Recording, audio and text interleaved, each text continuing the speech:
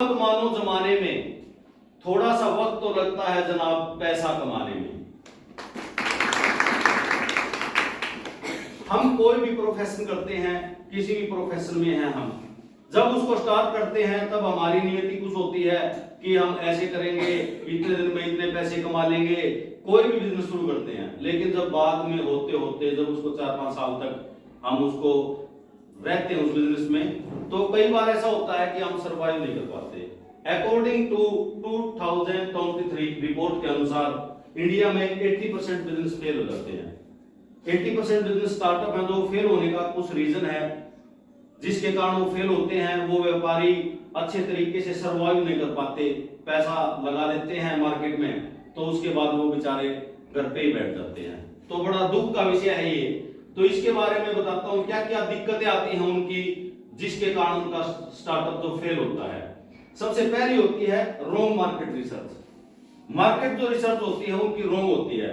वो अच्छे तरीके से मार्केट का एनालिसिस नहीं करते। उनको ये पता नहीं होता कि मार्केट में कौन कस्टमर है, किससे बात करनी है। वो तो ये बात होती है जैसे भाई कहीं पे आप ऊंट है, ऊंट को अब आप समुद्र में ढूंढने के लिए चले गए। ऊंट का काम रेगिस्तान में मिलेगा, समुद्र में ऊंट नहीं मिलेगा। मछली को रेगिस्तान में ढूंढ रहे हो आप, गंजे को कंघी बेच रहे हो।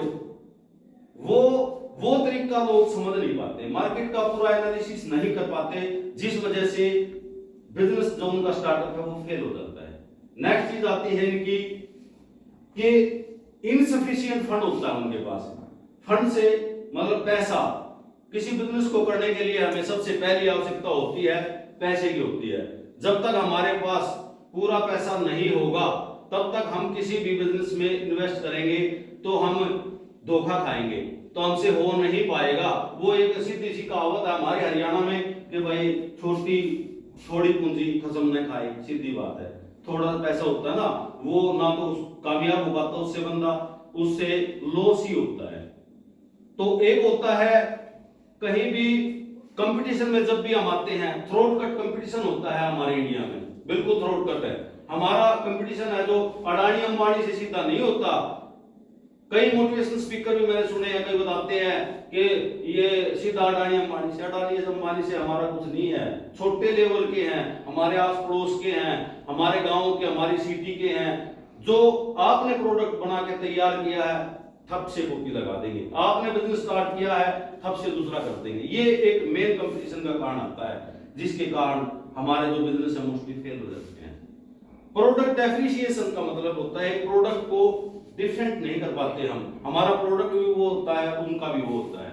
तो प्रोडक्ट अगर डेफिशिएशन हम अच्छे तरीके से करते हैं तो बिजनेस फेल होने के चांस बहुत कम होते हैं। टारगेट ऑडियंस हम पकड़ नहीं पाते, कौन से ऑडियंस हमारे हैं, किसको पकड़ें, कैसे करें, तो वो हमें पता नहीं होता। तो इसी वजह से ये दिक्कतें आती हैं।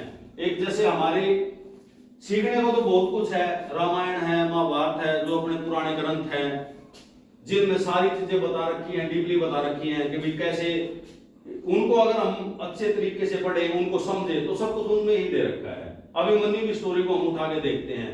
अभिमन्यु अर्जुन का लड़का था, मात्र 16 साल की उसकी एज थी जब उसने चक्रव्यूह को तोड़ने का काम किया था। वो उसने टारगेट लेके चला था कि मैं चक्रव्यूह को तोड़ दूंगा उसको, लेकिन चक्रव्यूह के अंदर जाने का आइडिया पूरा था, निकलने का आइडिया नहीं था। जब वो अपनी मां के गर्भ में था, जब उनकी मां को अर्जुन बात कर रहे थे तो उनसे बता रहे थे कि एक चक्रव्यूह होता है, उसमें घेरे के टाइप में होता है, फर्स्ट घेरा, दूसरा, तीसरा, चौथा, ऐसे करके होते हैं। प्रत्येक घेरे के ऊपर एक से बढ़कर एक सेनापति होते हैं, एक से बढ़कर एक धुरंधर योद्धा होते हैं, जो बाहर से आक्रमण करने के लिए कोई भी दूसरा लड़ाकू कोई भी आता है, कोई भी महाबली आता है तो वो उसको रोकते हैं, अंदर जाने नहीं देते हैं।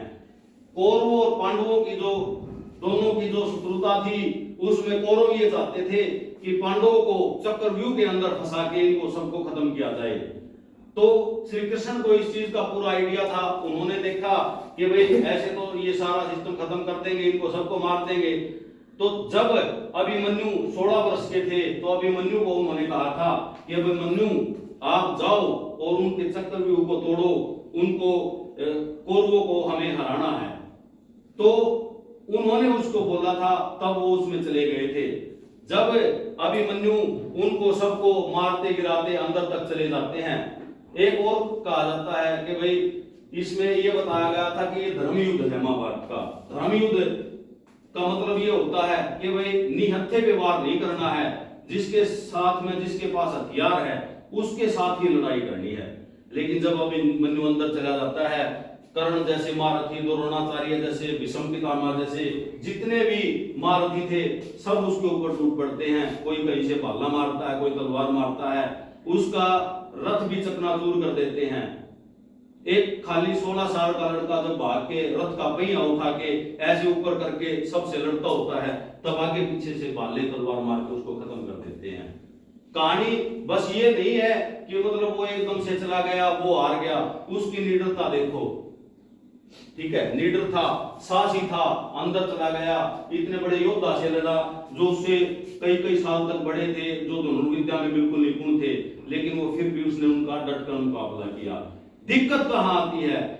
यही हमारे व्यापारी भाइयों के साथ होता है। कमी कहां आती है? जब हम बिजनेस स्टार्ट करते हैं, हम सब कुछ सोच के चलते हैं कि हमारा ऐसा होगा, बिजनेस इतना ऊपर तक जाएगा, बड़े बड़े सपने होते हैं, ये गाड़ी आएगी, इतनी गाड़ी में बैठ के घूमेंगे, ऐसे काम करेंगे। लेकिन दिक्कत कहां आती है? दिक्कत ये आती है कि हम जिस तरीके से बिजनेस को मैनेज करना चाहिए उस तरीके से कर नहीं पाते हैं। तो उसकी कमी क्या थी? अभिमन्यु की कहां कमी रही? उसने अंदर जाने का रास्ता तो सीख लिया कि जाना कैसे है, लेकिन निकलने का रास्ता उसको पता नहीं था। जब उसके अंदर वो पहुंच जाता है तो वहां से वो निकल नहीं पाता है, इसीलिए वो मारा गया। यही दिक्कत आती है। हम मार्केट में उतर जाते हैं, अपना प्रोडक्ट भी उतार देते हैं, लेकिन हमें ये मार्केट का रिसर्च नहीं करते। हम मार्केट को ये नहीं देखते कि मार्केट में प्रोडक्ट की जरूरत भी है या बंदे को नहीं है। हम उसको खाली ये देखते हैं कि भाई हाँ मेरा प्रोडक्ट है, सर ये ले लो, सर वो ले लो, अपने प्रोडक्ट की बताते हैं, बंदे की आवश्यकता को नहीं पूछते, जरूरत क्या है, कस्टमर की हम नीड को नहीं समझ पाते कि कस्टमर को किस चीज की जरूरत है। टारगेट अचीवर सेल्स टीम नहीं ले पाते हम। एक टारगेट अचीवर सेल्स टीम का मतलब ये होता है कि जब सेल्स टीम पूरा काम करती है, वो सेल टीम में हम किसी को भी ऐसे ही हायर कर लेते हैं। जब हम हायर करते हैं कि भाई इसको आप भी आ जाओ, आप भी आ जाओ, आप भी आ जाओ, एक सेल्स टीम बढ़ाने के लिए हमें उसको लेना चाहिए जो उस चीज में निपुण हो। अगर अभिमन्यु के साथ कोई निपुण सलाहकार होता, कोई सहायताकार होता, तो उसको बचा के लेके आ सकता था, तो वो मरता नहीं, उसका खत्म नहीं होता। तो वही ऐसे फिर उनके साथ होता है।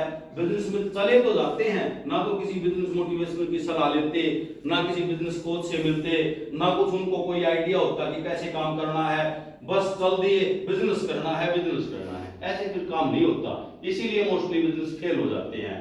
और एक प्रोडक्ट के ऊपर बैरियर नहीं लगा पाते। प्रोडक्ट के ऊपर बैरियर का क्या मतलब होता है कि हम कोई भी प्रोडक्ट अपना बना रहे हैं तो वो प्रोडक्ट इस टाइप से बनाओ, ऐसा बनाओ कि दूसरा कॉपी ना कर सके, रजिस्टर्ड ट्रेडमार्क करवाओ, उस प्रोडक्ट को अपना अलग से, उसमें क्वांटिटी क्या है, उसकी क्वालिटी क्या है, क्वालिटी भी ऐसी दो कि एक बार बंदा परचेज कर ले तो दोबारा फिर उसको मांगे।